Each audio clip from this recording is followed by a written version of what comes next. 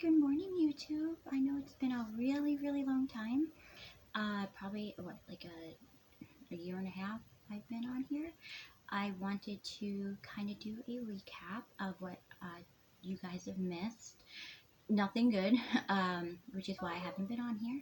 I wanted to just fill you in, and then I will hopefully be taking more videos from present on like I used to. So I know with the last video, it was really short and we left off with me just kind of filling you in real quick on my living situation.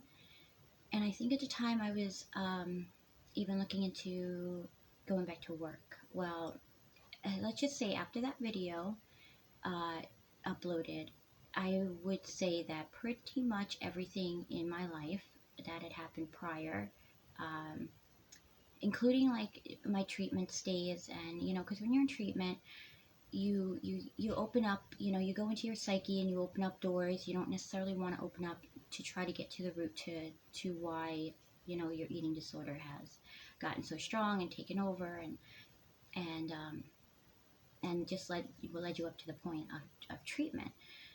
And then you go home and you're supposed to follow up with therapists and stuff, and which I was doing, but unfortunately, between that and then the divorce, I guess I hit my breaking point. I'm gonna just say everything kind of boiled over, and I went down a extremely self-destructive path. I don't think I've ever been as destructive as I had been in that period of time.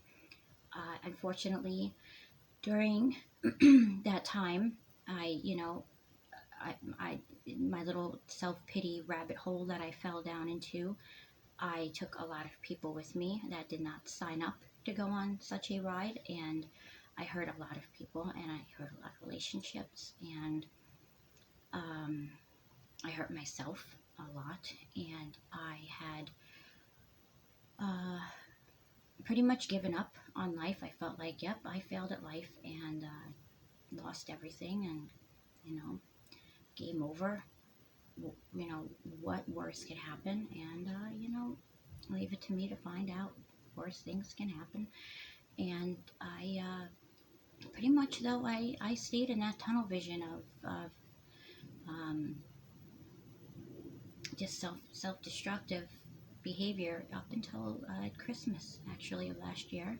Christmas night, I took myself to a detox, and I stayed there for almost a week, and then I went into kind of like a sober living house, kind of, just to get back on my feet again, and find that self-worth that everybody needs, that I literally uh, lost, completely lost hope in myself at that point. And I did well there, and then I was able to get into a program where they set me up with an apartment, and I have an apartment now, and that has been huge for me because I no longer am homeless. So it added a lot of stability back into my life that I needed, because of not knowing where I'm going, who I'm staying with. When I used to come visit the kids, and where you going, mommy? I don't know, like, what do you tell them, the little ones? So I had that, I set that up, and that was in June, this past June. And then from there, I kind of was able to take a breath and refocus and realize that failure was not an option. That was done. My pity party, I needed to get over it, and I did. And I needed to do some serious damage control, because I really, my biggest regrets of all of that was the people I hurt, and the trust I took away, and all the things that I still regret, and if I could take it back, I would, but I was in just a state of um, just hopelessness, that I didn't, I didn't see that picture. I wasn't looking at the big picture. picture, you know. So I did, I did a lot of apologizing. I asked for forgiveness, and it's always up to them to forgive me. I always say that, uh, and the biggest relationships that I worked on were with my family, my children, and my family and friends. And they always say actions speak louder than words, and that's true. So I did, and have been doing everything that I can to prove that I made terrible mistakes, and I have learned from those mistakes, and they will not be repeated.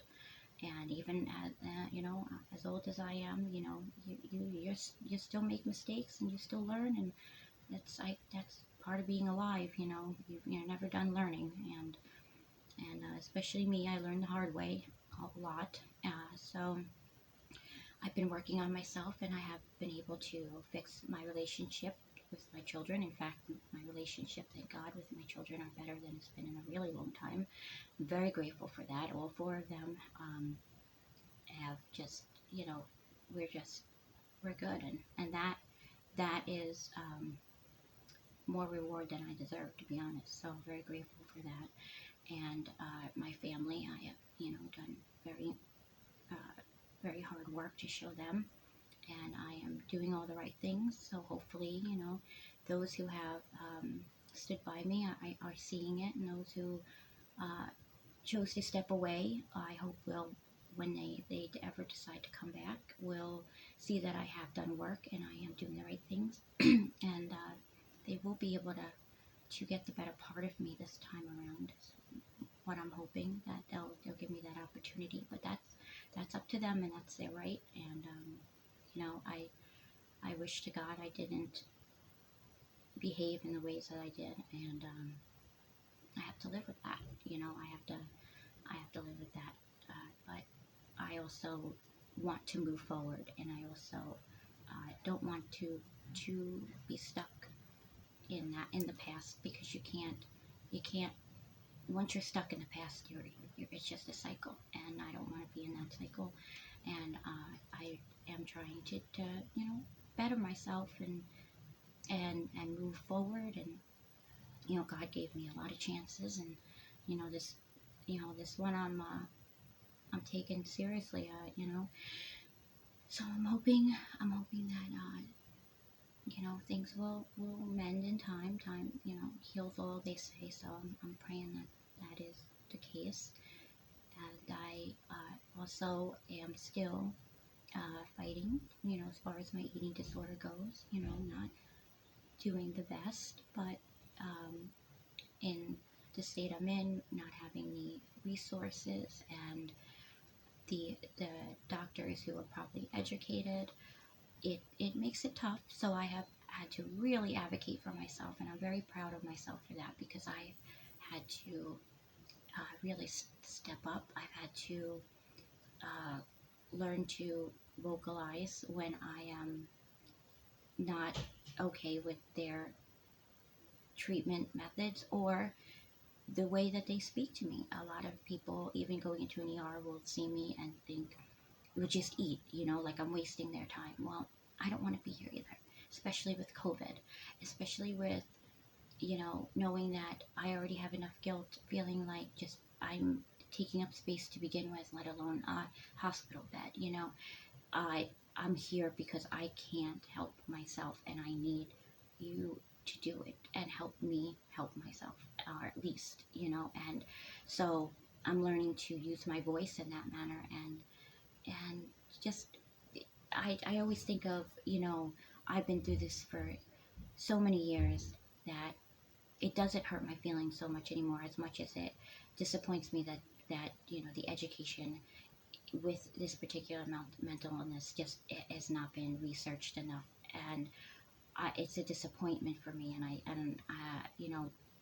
I feel a disappointment in that healthcare system. But for younger people who are coming into hospitals for the first time, and who are scared, and who have never been to a treatment center, who've never even really verbally acknowledged they have an eating disorder, and to do so and then get that kind of response infuriates me. So that's what I try to remember, is that hate me, that's fine, but treat the next person that comes in like me differently, please. Like, that's kind of where I try to look at it from. So, with all that being said, I have decided that I do want to come back onto YouTube, and I do want to pick up kind of where I left off, which is why I did the recap, because it has been a really long time. I do have a topic for my next video, around eating disorders, that I feel is kind of important. It's something that I've seen go on with people with eating disorders over the last year and a half or so, and kind of just my view on it. And from somebody who has also done this, I've also want to give my take on it from what it's done for me.